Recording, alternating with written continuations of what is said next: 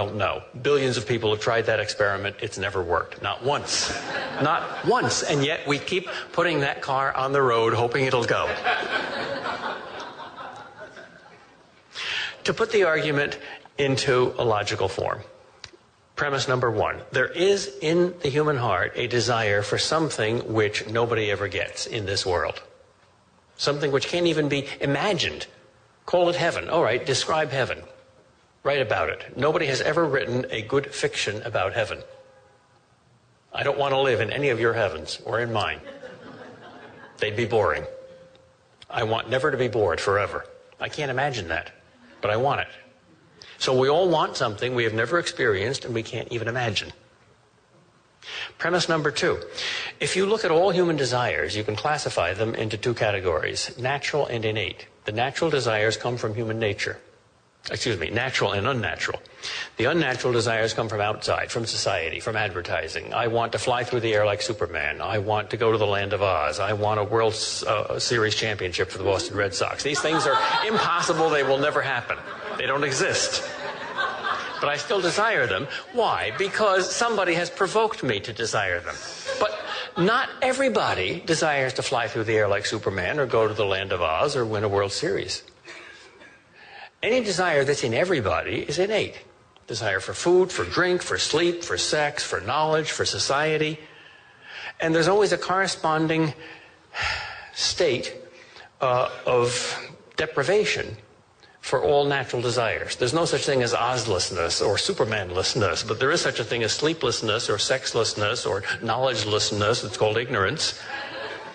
It would be very, very strange indeed if, upon visiting some other planet, we found some creatures that had a passionate desire for food, but they didn't have stomachs. Or a race of creatures with only one sex who were constantly falling in love with a non-existent second sex. Couldn't be imagined. All right, so every innate desire corresponds to something real. You might not get it. You might die of starvation, but if you're hungry, there's food. Right? Put the two premises together. We all want something that can't be had in this world. Anything we all want that is a natural desire exists. Therefore, there exists something that can't be had in this world. There is another world. I don't know how you can get out of that argument. I don't know why you'd want to. Final argument from one of the most complete minds that ever existed, St. Augustine, who had both an incredible intellect and an incredible heart. Medieval statuary always pictured him with a Bible in one hand and a burning heart in the other hand. I know of no one who had simultaneously a more brilliant head and a more passionate heart. I call this the existential argument. Let's begin with Augustine's definition of man. Man, for Augustine, is a living tragedy. Everybody is a living tragedy. Not only are there specifically tragic people like King Lear or Hamlet or Antigone, but all of us, necessarily, inevitably, into the human condition, there is the following tragedy. Either your life is happy or it isn't. If your life is happy, you don't want to die, but you have to die. And the happier your life is, the more tragic death is. If your life is miserable, death isn't so bad. So life is miserable either way. But more seriously, I mean, that is a serious argument, but more substantively, no man is an island. We need a world. We are not our own world. We need a home to make us happy. Now, there's a lot of things in nature that make us happy. There's magnificent things in nature. We're made happy by sunsets and stars and storms. But not completely. We feel like orphans, like displaced persons, like wanderers. We're pilgrims. We're looking for something better. We're trying to make the world better all the time. Maybe we're succeeding, maybe not. I sort of think we're not, because we keep taking vacations in, quote, unspoiled places. Well, why do we prefer to live in spoiled places? Anyway, the world, though very beautiful, isn't enough. It doesn't fulfill us. It also thwarts us. It gives us pleasure, but it gives us pain. It gives us life, but it gives us death. If we ask nature, nature, are you in favor of life or death? How many things have you brought into existence?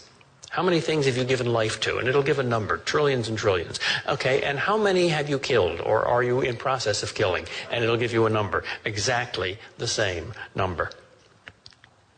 In other words, nature is like Rhett Butler in Gone with the Wind. Frankly, my dear, I just don't give a damn. We do.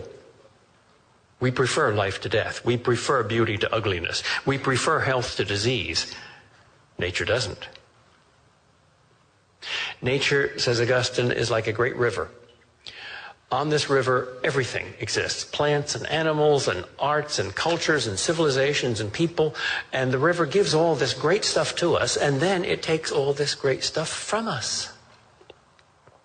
It's not enough. All right, if we can't find our personal fulfillment, existential fulfillment in nature, what about human society? That's higher. Greater joys come from human love than from anything else. You'd rather be in love in the South Bronx than divorced in Hawaii. Is that enough?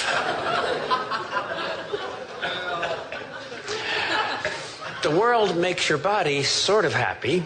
Human society makes your soul very happy, but it also makes it very unhappy. What are the biggest pains in your life? Your relatives, your family, your friends. The source of your greatest pains as well as your greatest happiness. People disappoint us. They fight wars, little ones and big ones. Betrayal, divorce, suicide, injustice, sin. Okay, we want more than that. The Stoics and the Buddhists say, yes, this is the correct analysis. Nature cannot fulfill us, society cannot fulfill us, but we find within ourselves something that fulfills ourselves. New Age people say that too. You can escape into the self. You find beauty, truth, and goodness within. You find the God within. No, you don't. You find the love of God within. You find the love of beauty, truth, and goodness within. But you also find the lack of it, the yearning for it. Romeo loves Juliet. That doesn't mean Romeo is Juliet. Even the Hindu mystic says, I don't want to be sugar, I want to taste sugar. Therefore, I don't want to be God, I want to taste God. But it seems we can't taste God. Obviously, the only answer that's going to fulfill the human heart is God. The only thing big enough to fit this infinite Grand Canyon in our souls is an infinite being. But, to quote the punchline from the classic New England joke, you can't get there from here. Not only you can't get there from here, we betray God. We are not good, we are evil. We are not true, we are false. We are not beautiful, we are ugly. We are a living koan puzzle. We must have God, we can't have God. We're homing pigeons for God. We're iron filings and God's the magnet. If there's no God, our deepest hopes are thwarted. So there is a God, yeah, but you can't get there. There's ignorance, there's weakness, there's sin. The worst barrier to our fulfillment is not the pains that come from nature or the injustices that come from human society. The biggest barrier is ourselves. And if you don't know that, well, then you're even more foolish. There's only two kinds of people in the world, Socrates thought: fools who think that they're wise and the wise who know that they're fools. And Jesus said the equivalent of there's only two kinds of people in the world, saints who know that they're sinners and sinners who think that they're saints. In other words, we're sinners. It's an unpopular word. We're wicked. Love that word. I got 4 kids. One of my daughters is verbally handicapped, and she said the wisest thing any of my kids ever said. She was about 5 or 6. She was in a group that did Saturday enrichments, and the kindergarten teacher took them around, and I was the chauffeur. And there was one of the 6 kids or so that was a real terror. Her name was Emily. She used to poke people's eyes out and pull their hair and whatnot when the teacher wasn't looking. And the teacher was one of these nice psychologists that kept saying, Emily, that's not what we do here. That's not appropriate behavior.